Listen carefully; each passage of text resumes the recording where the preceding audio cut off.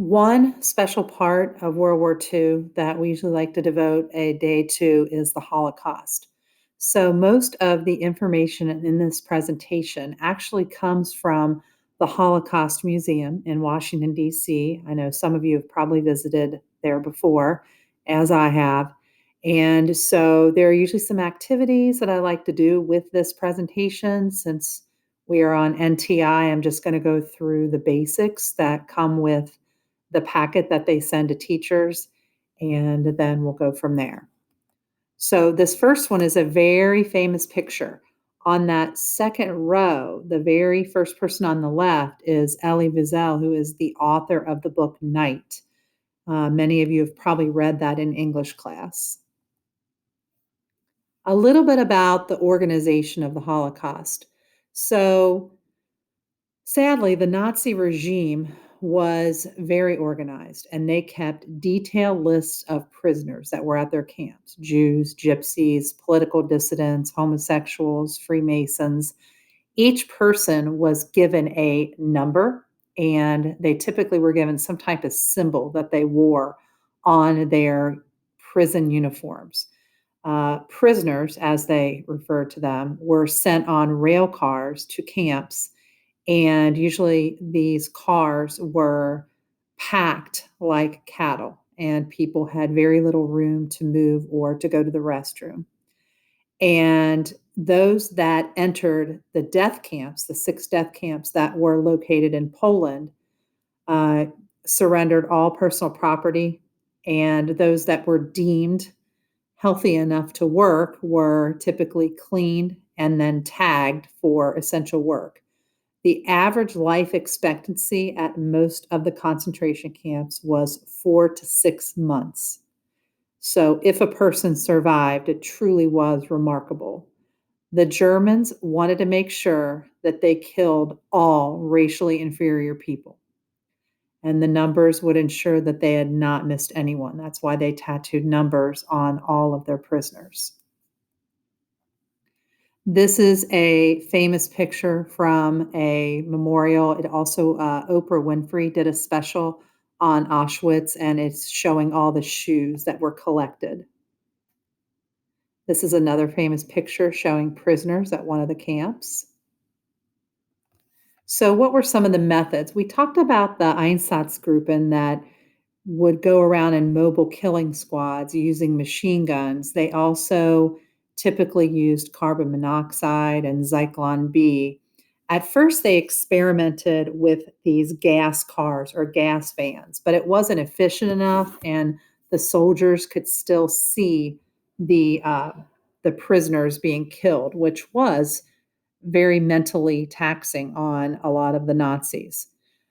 So even early on, victims were buried in mass graves. Other programs that the Nazis conducted, one was the T4 euthanasia program, and that program was carried out against the mentally disabled, people with different mental problems or learning disabilities or physical limitations. There also were many people that had medical experiments carried out upon them. Dr. Joseph Mengele, also known as the Angel of Death, was in charge at a number of camps. Specifically, Auschwitz is one that many people have heard of. And unfortunately, many people were tortured in the name of medical advancements, all for this racially pure society. Dr. Mengele was obsessed with twins. He was obsessed with dwarfs. He was obsessed with people of exceptionally tall stature.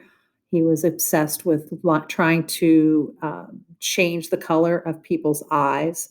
And so there were all types of horrible experiments that he would conduct on people. This is just some German propaganda showing that the physically disabled were a burden on society.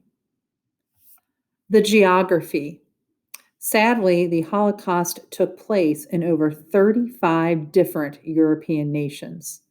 Most of the concentration camps and the extermination camps were located in Central and Eastern Europe, but they were all over Europe. Typically, these camps were in rural areas and located on rail lines for easy transportation of the prisoners. This is a smaller map, but you can see there where the extermination camps were located and then some of the main cities with the ghettos. So the extermination camps included Auschwitz, Belzec, Majdanek, Sobibor, Treblinka, and Kelmo. And then you can see some of the different ghettos that were located. A lot of times people have heard of the Warsaw Ghetto and Krakow because those are two of the larger ghettos that had some uprisings that took place at them. This is a little bit of a larger map, so you can see, for instance, in Germany, Dachau was the very first concentration camp built all the way back in the early 1930s for political dissidents. And then this is another one just showing you where the camps, some located in France and Holland, but all over Europe. So this is a big question. Who knew about the killings? So, first of all, in 1941, as mentioned in a prior presentation, rumors did leak to other countries about large numbers of Jews disappearing. When people could very easily move into houses that they typically could not afford prior to the war, and all of a sudden thousands and thousands of people were gone, there was cause for alarm. People knew something was happening, but a lot of people either were afraid to say anything or they just wanted to profit from it and they didn't care. The British learned that around 700,000 Jews had died in 1942, when that number actually was much, much higher. The US government didn't want to believe the news. And so there was a lot of controversy about these rumors that people were hearing. The average German citizen knew that Jews were meeting some horrific fate, but had no idea of some of the horrors that were taking place at the concentration camps and the death camps. Those were typically located in very rural spots, but they knew something was happening. This is from the Holocaust Museum, and we'll go through the different stages of the Holocaust. First of all, Nazification, 1933 to 1939. Once Hitler became chancellor and then later the Fuhrer, the Nazi Party quickly changed Germany's political, social, and economic structure. By 1935, they issued what famously became known as the Nuremberg Laws. The Nuremberg Laws stripped Jews of their citizenship and their ability to earn a living. Many Jews lost their jobs during this time period. They no longer had the right to vote. They could not go into public places, and many people lost their ability to support themselves. It's also during this time period that the Hitler Youth movement grew. Here's some more propaganda of the time period. The next stage, the ghetto stage, 1939 to 1941. So, confining Jews to ghettos was the first step to isolate Jews from the rest of society. And so, by doing this, they were able to discriminate and separate Jews from the rest of society, in other words, trying to purify their society. But the ghettos became kind of a stopping point before the concentration camps and even the death camps. Conditions in the camps were terrible. They were overcrowded, unsanitary. There was a lot of sickness, disease, definitely a shortage of food. And as people started to die, there was a lot of homeless and orphaned children. This is a euthanasia center that was used for the T4 program that eventually was halted because the church started to speak out against this particular program. This is a scene of a ghetto being liquidated and another ghetto being liquidated. So, depending on the urgency of the Nazis, sometimes people were permitted to bring their belongings, while others, they were just forced to get onto the trains. This is a ghetto that eventually was burned out because people refused to report. And so they were trying to find people that were hiding. The next stage, the camps. And let me preface this by saying there were camps that were created as early as 1934, but the death camps were created in the 1940s.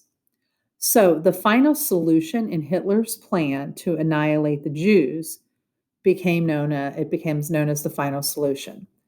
The first death camp started in 1942, and I've already gone over the names of all those camps, but the purpose of the camps was to systematically murder millions of people. The top German officials estimated that there were probably around 10 to 11 million Jews living in Europe. They also wanted to try to get rid of gypsies and others that they felt were a hindrance to a pure society. As we've already discussed, some were shot, but many were gassed. And all Jews faced the selection process to decide who was capable of working at the concentration camps. And they were typically examined by either doctors or some type of Nazi official that decided, for one reason or another, if a person could be a productive worker. This is just another one of those entrances to the camps, stating that work will make you free. And you can see the chaos when the prisoners assembled. In the back of this particular photograph, you can see the smoke coming from the areas where they had killed prisoners. These are some of the rail cars, so they were locked in so that they could not escape. These are people trying to come up with food as best they can. Most people were surviving on 400 to 500 calories a day at the most. The next phase is known as the resistance phase, 1942 to 1944. Uh, there were some people that immigrated legally and then some that immigrated illegally. They were able to get forced or fake identification. There were also some people that went into hiding. There were many people that joined the resistance movements and tried to help Jews. As I mentioned earlier, there were also some sporadic uprisings against the Nazi Party, but again, they were far and few between due to the terror. The next phase is rescue and liberation, 1944 to 45. Some survived due to the heroics of neighbors or really just by luck. Camps started to be liberated by the Allies in 1944 and into 1945. The Allies were sickened at what they saw at the camp. Some of the top American and British generals were absolutely disgusted by what they saw when they came into these camps. And so, as a result of that, German citizens were forced to help clean up the camps. Here again are some more pictures from some of the liberated camps.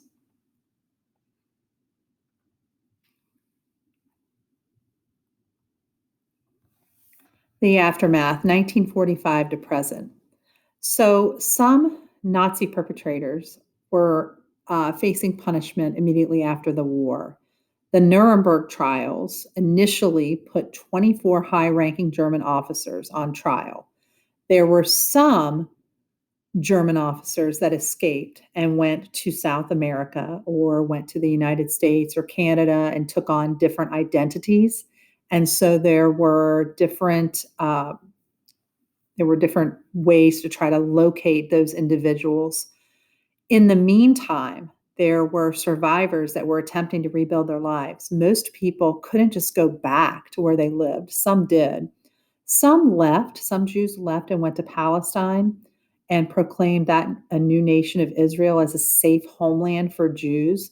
Unfortunately, that led to a lot of trouble in the Middle East between Jews and Muslims and some Christians that lived in that area also. There were some Jews that left and went to other countries to try to start new lives also. This is a picture of the first round of the Nuremberg trials, placing some of the high-ranking German officials on trial. Some didn't feel any remorse whatsoever. They were filmed laughing and joking. Some of them committed suicide in their cells. Some were sentenced to death.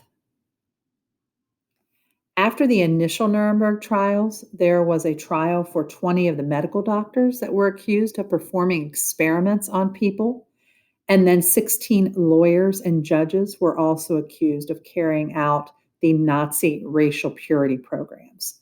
So the subsequent Nuremberg trials lasted sort of through like 1946 and 1947. And it's during that time period that Germany is going through very difficult times and trying to rebuild also. These are the estimated death toll by minority group. So around 800,000 Roma and Sinti gypsies. There are two different groups of gypsies from Eastern Europe. 300,000 people with disabilities. That number could have been higher, but the church started speaking out against the T4 program. About 200,000 Freemasons, 100,000 communists, 25,000 homosexual men, 2,000 Jehovah's Witnesses, 3 million non-Jewish Poles. That represents mostly the Polish intelligentsia, your teachers, professors, people that worked in the government and in professional roles that were executed during that first year to 2 years of occupation of Poland. 3.5 million other Slavic civilians, 3 million Soviet prisoners of war, 5 million non-Jewish Soviets. There were many Soviet people killed during those first 3 years of the war by the Nazis. 1 million political dissidents. A lot of those were communists and other political groups as well. And then 6 to 7 million Jews. Death toll in Europe in World War II by country. 40 million, 37 in Eastern Europe, and around 3 million in Western Europe. 23 million Soviet people died in World War II. 8 million Germans, 6 million Polish, around 1 million Romanians, and then 3 million of various other backgrounds.